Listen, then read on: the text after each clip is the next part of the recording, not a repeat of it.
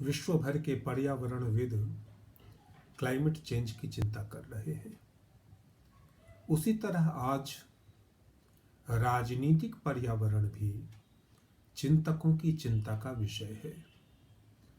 बीते हुए कुछ वर्षों में जिस तरह हमारी लोकतांत्रिक राजनीति में गाली गलौज, षड्यंत्र, लोकसभा विधानसभाओं का बहिष्कार, सभाओं के भीतर मारपीट, राजनीतिज्ञों और सत्ताधारियों का अपराधियों भ्रष्टाचारियों से नापाक गठजोड़ आदि की स्थिति रोज रोज बढ़ती और मजबूत होती जा रही है, उसमें कई वर्ष पूर्व लिखित और प्रकाशित यह कहानी जनतंत्र आज और भी ज्यादा प्रासंगिक हो गई है। तो आइए सुनते हैं कहानी जनतंत्र। आत्मज्ञानी महात्मा लोक विमुख होकर निर्जन में दोनों आंखें बंद करके परमात्मा ध्यान में लीन थे। तभी चरणों पर स्पर्श के साथ त्राहि माम की आवाज ने उनका ध्यान भंग कर दिया। उन्होंने धीरे धीरे आंखें खोली तो पाया कि सामने मैले कुचैले वस्त्र पहने एक साया फूलुंठित पड़ा है। उसके बाल नाखून बेतरतीबी से बढ़े हुए थे, कपड़े गंदे और जगह जगह से फटे हुए थे, जैसे काफी दिनों से वह साफ सुथरा नहीं हुआ है। वह सूख कर इस तरह कांटा की तरह हो गया था और ओठों पर इस तरह पपड़ियां पड़ी थीं, मानो वह बहुत दिनों से भूखा और प्यासा हो। उसे इस हाल में देखकर सांसारिक प्रपंचों से मुख मोड़े हुए महात्मा के मन में उसके प्रति दया उत्पन्न हो गई। उन्होंने पूछा, तुम कौन हो? भूलुंठित साये ने उत्तर दिया, महाराज, मैं जनतंत्र हूं। महात्मा ने पूछा, तुम तो जनता में रहते हो, सबके प्रिय हो, सबके लिए हो, फिर तुम्हारी यह हालत कैसे हो गई? जनतंत्र ने कहा, उसी जनता के कारण मेरी यह हालत हो गई जिसके लिए मैं हूं। लोगों ने मेरी चिंता छोड़ दी, मेरी सफाई छोड़ दी, मेरा पोषण बंद कर दिया, जिससे मैं सूख कर कांटा हो गया। जनतंत्र ने उन्हें याद दिलाया कि जनतंत्र का जन्म भी उनके ही कारण हुआ था। उस समय उन्होंने पूरे राष्ट्र के सुख, चैन, उन्नति और भाईचारे के लिए जनतंत्र का आह्वान किया था। सबको लगा था कि अब जनता का, जनता के लिए और जनता के द्वारा शासन हो जाएगा तो फिर सब बराबर हो जाएंगे। न कोई बड़ा होगा, न कोई छोटा, न कोई शोषक होगा और न कोई शोषित। सबके आनंद और आत्मीयता के भरे दिन शुरू हो जाएंगे।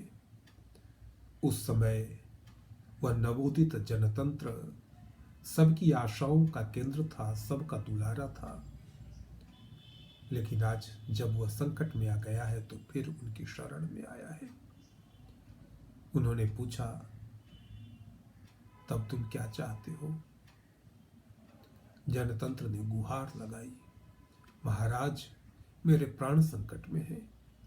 इस तरह तो मैं मर ही जाऊंगा। मैं कहां जाऊं, कहां रहूं? महाराज, मेरा ठौर बताएं, मेरी रक्षा करें। महात्मा को जनतंत्र की हालत पर दया आई और उन्होंने उसे सुझाव दिया, देखो, जनतंत्र की रक्षा के लिए राजनीतिक दल बने हुए हैं।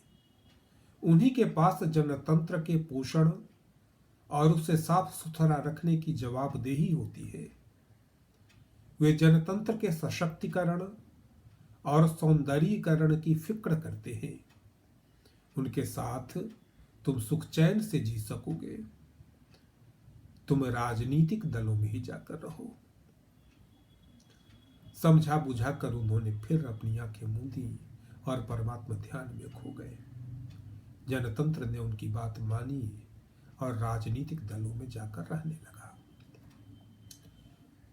कुछ दिनों के बाद जब महात्मा उसी तरह ध्यान लीन थे तो जनतंत्र ने आकर उनके दोनों पैर पकड़ लिए और त्राहिमाम चिल्लाने लगा। घबराकर उन्होंने आंखें खोली तो देखा कि वही जनतंत्र उनके पैर पकड़े कराह रहा है और रक्षा की गुहार लगा रहा है। इस बार उसके सारे बदन पर जख्मों के निशान हैं और उनसे खून बह रहा है। उसके कपड़े पहले से भी ज्यादा गंदे और फटे हुए हैं और बाल तथा नाखून बेढब बढ़े हुए हैं। उसकी यह बुरी हालत देखकर वे दयार्द्र हो गए। पूछा, तेरी यह हालत कैसे हो गई? जनतंत्र ने बताया, महाराज, राजनीतिक दलों ने मेरी यह हालत कर दी। उन्होंने जिज्ञासा व्यक्त की, कैसे? जनतंत्र ने बताया, महाराज, वहां किसी को मेरी फिक्र नहीं है। सब राजनीतिक दल यह दिखाने के लिए परेशान है कि केवल वही जनतंत्र की रक्षा कर सकते हैं। इसलिए जनतंत्र को उनके साथ दिखना चाहिए। अपनी अपनी तरफ मुझे करने की खींचातानी और उठापटक में मैं इतना लहूलुहान हो गया हूं कि ये घाव अब बर्दाश्त नहीं होते हैं। आप ही बताइए, मैं कहां रहूं? मेरी रक्षा कीजिए महाराज, मेरा ठौर बताइए। महात्मा को अब सचमुच जनतंत्र की रक्षा की चिंता होने लगी। उन्हें लगा कि इस तरह तो यह मर ही जाएगा बेचारा। उन्होंने उसके घावों को धोया, मरहम पट्टी की, खाना खिलाया और बाल नाखून संवारे। जनतंत्र को थोड़ी राहत मिली और कुछ बल मिला। उन्होंने देखा कि जनतंत्र कुछ स्वस्थ महसूस कर रहा है तो उससे कहा, देखो, जनतंत्र के रहने के लिए घर बना हुआ है, उसको संसद कहते हैं। वहां जनतंत्र की ही फिक्र की जाती है। तुम वहां सुख और चैन से जी सकोगे। वहां न तो तुम्हें पोषण का अभाव होगा और न ही गंदा रहने की लाचारी होगी। वहां खींचतान उठापटक करके कोई तुम्हें जख्मी भी नहीं करेगा। तुम संसद में ही जाकर रहो। बात मानकर फिर जनतंत्र संसद में रहने चला गया और वे फिर अपने ध्यान में चले गए। कुछ दिनों के बाद रास्ते में एक साई ने आकर उनके चरण स्पर्श किए। उन्होंने उसे गौर से देखा। मुंह आगे की ओर निकला हुआ, आंखें धसी हुई, लंबी पूंछ, गले में घंटियों वाला पट्टा और उससे लगी हुई पकड़ने वाली बड़ी सी रस्सी। वह मेले में तमाशा करने वाले बंदर की तरह लग रहा था।